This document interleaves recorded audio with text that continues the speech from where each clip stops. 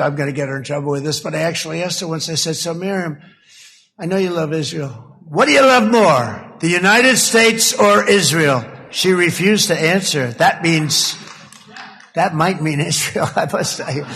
Whoa! The beauty of Donald Trump is that he'll often tell you a truth lined as a joke. That's a gaffe.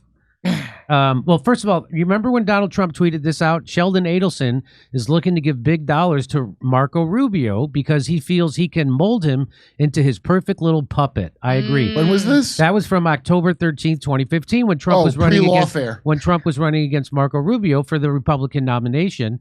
And he said that Sheldon Adelson was giving all this money to Marco Rubio so he could be his puppet. Well, now Sheldon Adelson is dead, but his widow is still alive, and she gave Trump a couple $100 million. So now he's the puppet, right? First of all, I guess that's the reason why Rubio looks like he just got fisted. But anyway, Trump looks like he just got fisted. So listen to this, and we'll talk about it at the end.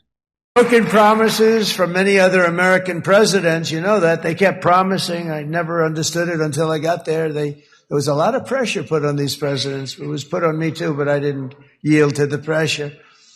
But every president for decades said, we're going to do it. The difference is I kept my promise and officially recognized the capital of Israel and moved the American embassy to Jerusalem.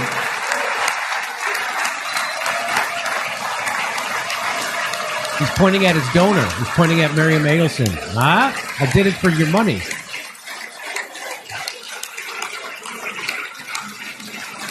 Isn't that right, Miriam? Yeah. Look at Miriam. She's back there. Stand up, Miriam. Stand up. So this is the president of the United States of Israel describing how he does not want the world to know about his time on the island.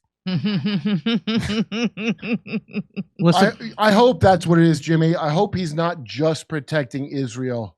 He didn't even engage in that, because that's worse. Because that would be worse. It's for money. Here we go.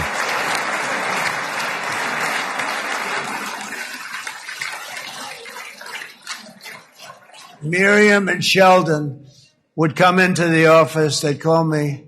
He'd call me. I think they had more trips to the White House than anybody else I could think of. Look at her sitting there so innocently. She's got $60 billion in the bank, $60 billion. And I think she's saying no more. And she loves Israel, but she loves it. And they would come in, and her husband was a very aggressive man, but I loved him. He was a very aggressive, very supportive of me. And he'd call up, can I come over and see you? I say, Sheldon, I'm the president of the United States. It doesn't work that way. He'd come in, we would do. But they were very responsible for so much, including getting me thinking about Golan Heights, which is probably one of the greatest things to ever happen to Israel. So there he is admitting he gave the Golan Heights to Israel because of his donors. That's who runs your foreign policy, ladies and gentlemen. Wealthy Jewish donors. Miriam, stand up, please. She really is. I mean, she loves this country.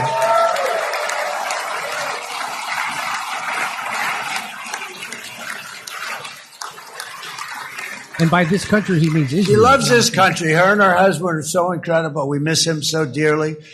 But I actually asked her, I'm going to get her in trouble with this, but I actually asked her once. I said, so Miriam, I know you love Israel. What do you love more, the United States or Israel? She refused to answer. That might mean Israel, I must say. Whoa! Wait a minute. He's violating so many rules set forth by the ADL. First of all, that's anti-Semitic to say that someone has a loyalty and loves Israel more than their own country. That is legit anti-Semitism as we understand it. But what I think with Donald Trump, you know how Trump has a sneaky way of giving compliments while letting the cat out of the bag at the same time and revealing who the real manipulators are? I think that's what he's doing there. Clearly. Yeah. Yeah. You can say he's crass and unsophisticated, but if you say he's stupid, that's only because you're stupid, because that's what that sounds like. And by the way, what does crass mean? It means you blurt out the truth like an asshole. Yeah, so that's what it means. He's saying his top donor, Miriam Adelson, loves Israel more than the United States. Now, wait, Jimmy, let me just point out, in that documentary about Bilbo not a Jew, she's disgusted by the Netanyahu's corruption. Miriam Adelson, you could see her being interviewed by authorities, and she is aghast at how corrupt the Netanyahus are. That bitch. So this comes directly from the IHRA, which is the International Holocaust Remembrance Association, accusing Jewish citizens of being more loyal to Israel or to the alleged priorities of Jews worldwide than to the interest of their own nations. That is considered anti-Semitic. And Glenn Greenwald, Jonathan Pollard, the spy. Glenn Greenwald, he points this out. One irony of Trump's strong insinuation today about Miriam Adelson, that she loves Israel more than the United States, is a statement that is prohibited and subject to punishment as anti-Semitism under the expanded IHRA hate speech rules that Trump forced American universities to adopt. Isn't that wild? Yeah. I get why she's like that. Why is Mike Johnson like that?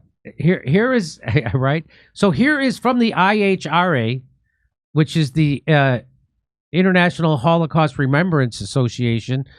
This is the list of stuff they say is anti-Semitic.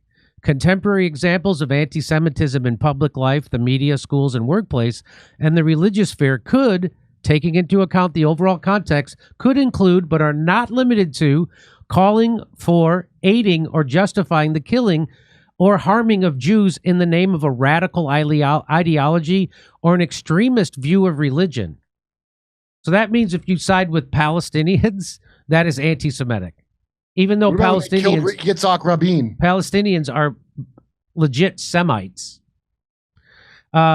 Making mendacious, dehumanizing, demonizing, or stereotypical allegations about Jews as such, or the power of Jews as collective, such as especially, but not exclusively, the myth about a world Jewish conspiracy or of Jews controlling the media. It's getting harder and harder to say that's anti-Semitic when a Zionist Jew just bought TikTok and 1/6 of all the media in the United States. I know Barry Weiss is not that good of a journalist that she would be put in charge of CBS. I've met her personally. I've spoken to her. Doesn't seem like somebody who would be put, seems like a silly rich girl, and I'm being charitable to say that. You can't say that a world Jewish conspiracy or Jews controlling the media, economy, government, or other society institutions. Well, it certainly the Israel lobby controls our government. They brag about it. They brag that they win 96% of the elections. They brag about it. What do you so people are seeing through this, right? So that's why calling someone an anti-Semite doesn't have any sting anymore. People wear it as a badge of honor. Accusing Jews as a people of being responsible for real or imagined wrongdoing committed by a single Jewish person or group, or even for acts committed by non-Jews. Denying that's weird, because Hamas, you know. Because what? Because Hamas, you know, you can kill all the Palestinian kids because of Hamas, right? It's unfortunate. It's just war, right, Jimmy? So, yeah, so when they say real or imagined wrongdoing, like all those videos coming out of Gaza, they were just the imagination of a cell phone? So was it pretty safe to assume that it's illegal to accuse them of anything they are actually doing? Because nobody puts this much work into stopping a lie. That's never happened all through history. Yeah, that's true. That's a good point. That's right. Oh, here's another one. Denying the fact, scope, mechanisms, for example, gas chambers, or intentionally of the genocide of the Jewish people. So you can't deny that they used gas chambers or that there was a genocide of the Jewish people at the hands of the National Socialist Germany and its supporters and accomplices during World War II. So you can't deny the Holocaust in any way, shape, or form. But I should deny others, right? But you can deny other Holocausts, like how they denied the Armenian genocide and how they're absolutely do that. How they're denying the genocide right now that they're committing against the Palestinians. That's okay. No genocide as defined by Jews, which right. a definition I agree with. That's right. And the next one is accusing the Jews as a people or Israel as a state of inventing or exaggerating the Holocaust. They would never exaggerate. I mean, everything they're saying is lies and contradictory, but they would never exaggerate about the Holocaust. That's I'm sure the early Zionists didn't have a plan to sacrifice any of their own people because they don't do that now.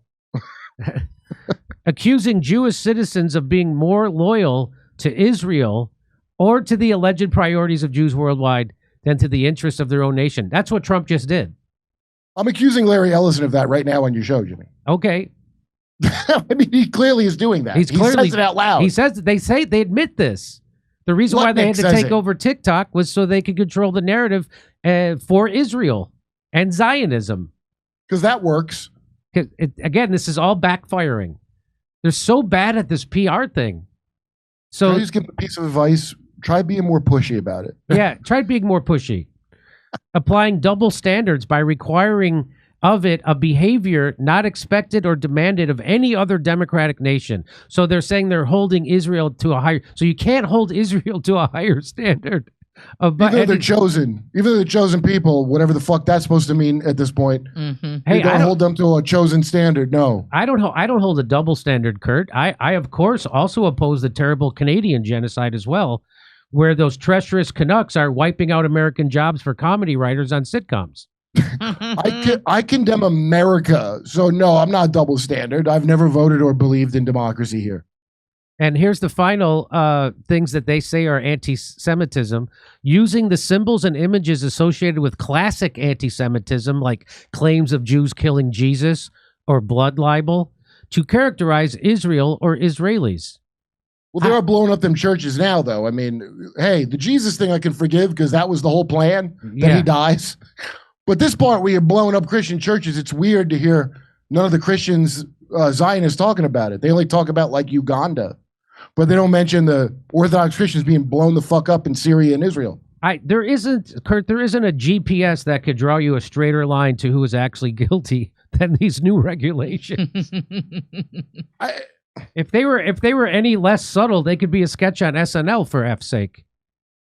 The last one makes me mad because these are the assholes telling you, This one, holding Jews collectively responsible for actions of the state Zionists of Israel. say that Jews are all Zionists. That's right. They're the ones, Nazis and Zionists say they're the same thing. Not me. That's right.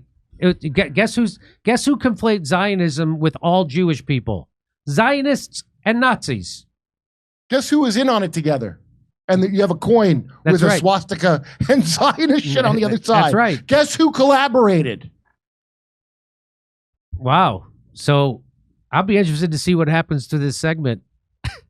I'm gonna be interested to see what happens. Let's see if by the way, I'm not suicidal. I hope everybody in Israel knows that. I'm not suicidal. I'm very happy. I'm looking forward to the next 30 years of my life. My father lived an extra 33 years. I'm really looking forward to that. My dad was healthy all the way to the end. That's unusual for a cop. My dad, he didn't get... Of course, he had anger and rage like of a guy who was... like he didn't not drink. A dirty cop in the dirtiest fucking city. He was not a dirty. My dad was not a dirty cop. I was hoping he would take a payoff. So I was like, Dad, that's why he's like that. I'm getting sick and tired of drinking powdered milk over here. Would you take some money? Yeah. He didn't. He wouldn't do it. My dad was a straight arrow in that way, and I don't need your sarcasm, Misha. It was just a sarcastic hiccup. Yeah.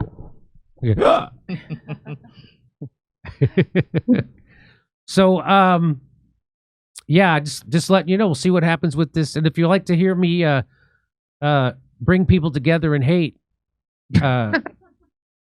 around Zionism, you can come see me in Irvine this Sunday, October 19th. I'll be at the Improv in Irvine. Then we're going to Australia, Burbank, California, the day after Thanksgiving, Pottstown. And then guess what? We're going to be January 11th in Waikiki at the Blue Note. See you there. Go to jimmydore.com for a link for tickets. October 19th, we'll be in Irvine, California. Then we'll be in Australia. Then we'll be in Burbank, California, the day after Thanksgiving. And then Pottstown, Pennsylvania, December 6th. Go to jimmydore.com for a link for tickets.